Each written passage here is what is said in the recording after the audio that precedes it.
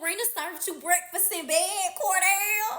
Serena and Janae was the only two people that stood on business this episode because I'm trying to figure out why Nicole did not clock Kendall and why Kaylor literally folded in less than 30 seconds. Like, Kaylor, why are you already smiling once Ariana walks away from the fire pit? That's how I knew she was gonna get back with him. We already knew she was, but I thought she would have lasted longer than 30 seconds. They couldn't even get up good before she was racing to Aaron. Aaron ain't even worried about you. He running to Janae because Janae done ran off. He worried about everybody else. He comforts everybody else in the house except for the girl that he coupled up with. Oh, y'all ain't coupled up no more because he came back single. But the thing is, though, I knew Kaylor was gonna take him back in a lickety split when she smiled when he hit the corner by himself. She don't really care about none of that he was doing, girl. She one of them desperado girls that feel like, oh my God, our love is so strong. He came back single even though he tested our connection. We're still good.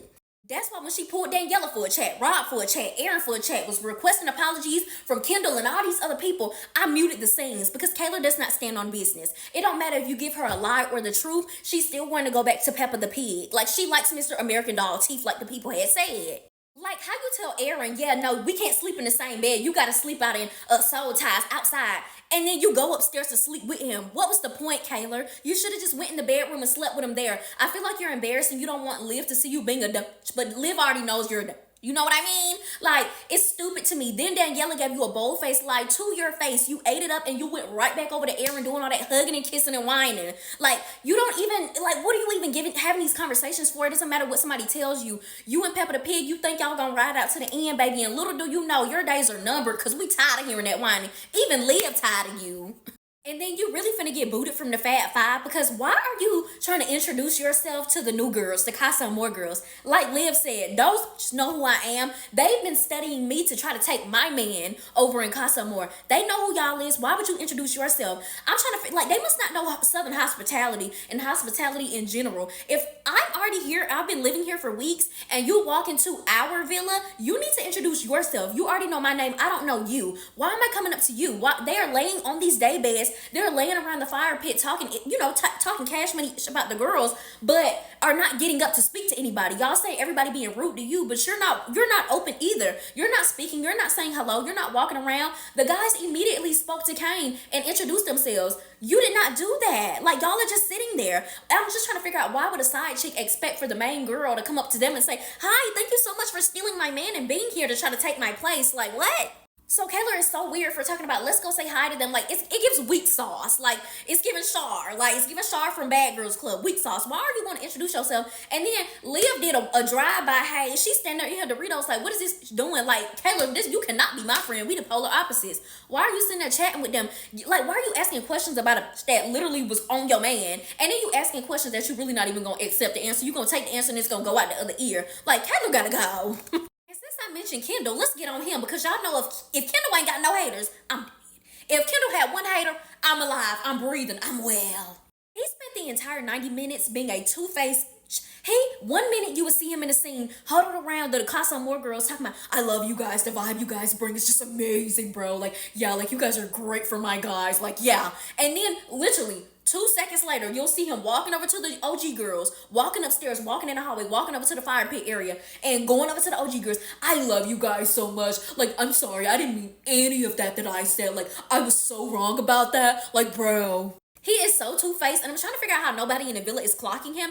And I know for a fact that Nicole and him have had a background check about trying to win, because why would she not bring up that she said she was disgusted about the behavior that he had and all the, all the egging on that he had for the guys being disrespectful to the other women in the villa. Like, why did you not say anything? Why did you not clock him? And I hate that Kaylor, like, I thought she was going to stand on business the way she acted like she was last episode at the fire pit when she was giving a little speech and she turned over to Kendall, but she didn't give him enough energy for me. Because how you just like Kendall does his thing where he bum rushes you with a whole bunch of I'm sorry, give me a hug, so that like he can kind of like overshadow you being mad about something. Like I feel like that's what he did. Kaylor was trying to like say a few things and he was like, no, Kaylor, like I'm sorry, give me a hug. Like kept cutting her off. I cannot stand him.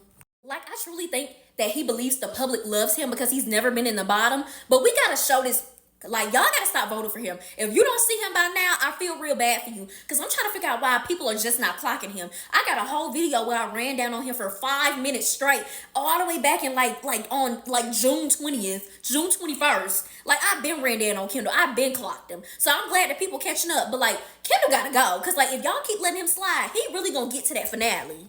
In the case of Kenny and Janae, that scene right there just deserved an Oscar or Emmy or whatever they give for scenes like that, because Janae in the theatrics plus him in the fake tears really killed me. Her in that red dress reading him down, telling him like, if it's gonna be between me and Dory, aka Cake Pop, aka Deer and Headlights, please choose her. There's never anything in this world that will ever have you choosing between me and her. You see the material, you see what type of woman I am, you see how loyal I've been, you know what I've been through in this villa. Why would you ever bring Cake Pop back and think that I'm about to battle with her over a man? I'm never battling over a man, period, Janae. And I told y'all yesterday that it was going to be fake tears for Kenny, because why would you get out to that hallway? Janae telling you she done, because she not finna go through this. Because if you really cared about it and you really felt like the connection was strong, you wouldn't have brought nobody back. So for him to get in that hallway with Serena and Leah and try to pull that whole scene, it was giving Rob 2.0, baby. But you did it better than Rob. Rob need to take some notes from you, honey, because you need an Oscar. You could be on a soap opera, Kenny. You did all of that crying, talking about, I don't want to leave, I didn't mean to do her like that, just for you to not do anything afterwards to get your back. You ain't cook her breakfast, you ain't pulled her for a chat, you ain't been going to the girls to get no type of advice, no nothing. All you've been doing is pulling Cake Pop for chats and making her breakfast and doing nothing around the villa. So when you don't get Janae back, I don't want to hear it. When they pull somebody in that's strictly 1000% there for Janae, or Janae goes home or something like that, or you go home first, I don't want to hear the crying, the tears. And what kills me is you brought that girl back, but then when you talking to Janae, you say, if you leave, like, I'm gonna leave, because like, why would I be here? So why did you bring somebody back if you feel that strongly about the girl? What's not clicking for men? Like, men are less than smart. And Leah back on the weird stuff, because why did you say that to him when he came to you and Serena for comfort? Talking about some, yeah, I don't know what Janae's on. Janae's doing too much. Like, oh, like, she's in her emotions. Like, what is she mad about? Like, I was with Miguel the same amount of days that you and her were together. Like, it's not that serious. Y'all can still build a connection. Just because you let fly and you let men play in your face, Leah, does not mean that Janae has to do that. And this is why I hate trios, because it's always a duo within a trio. Like, girl, you always got something a little off to say about Janae. You've been doing good these past couple of episodes, but you back on it. And I'm giggling at Sierra crying about Miguel not bringing her breakfast, because, girl, what did you think was going to happen? He literally stood up at the fire pit with you and literally dropped your hand, didn't want to talk to you afterwards. Like, those guys immediately, right when they hit that corner and saw the original girls and came back too, it's like they got out of the trance that they was in at Casa Amor. They didn't want to be with them girls no more. So, I don't even know why you saw how he acted, like, prior to meeting him at Casa Amor and thought that he was going to bring you breakfast. When has Miguel ever made breakfast? All he good for is a kiss and some snacky. Then if you ask me, Serena deserves like triple the check that everybody else is getting this season, because she is giving us reality TV gold. The fact that she threw that breakfast on Cordell when he brought it up there was 1000% me. I am Serena and Serena is me. Because ain't no way you think you about to bring breakfast for your wife and the side chick and have us both in the same room and you just gonna be skippity-doo-dandy back down the stairs just like in good graces with everybody. Cordell lacks boundaries, because when Serena said, don't come over here, get out my face, and he still kept walking and tried to put the plate down, I'm like, yeah, you're young and you don't understand stuff like that yet, and you need to get a little more maturity about yourself, because if a woman says, don't come over here with that, you should have already known what that girl was going to do. And I don't care what nobody say, Cordell like that sausage. He like all of that Serena is giving him right now. That's why he keep coming at it. He knew that breakfast scene was going to end like that. He knew that plate was going to get flipped on him, and I don't blame Serena. They need to give her a bonus for that right there, because when she flipped that plate on him, I screamed, I hollered. And Janae, we love you, but you talking about at least he's trying. I know you're saying that because Kenny not trying at all, but girl, now.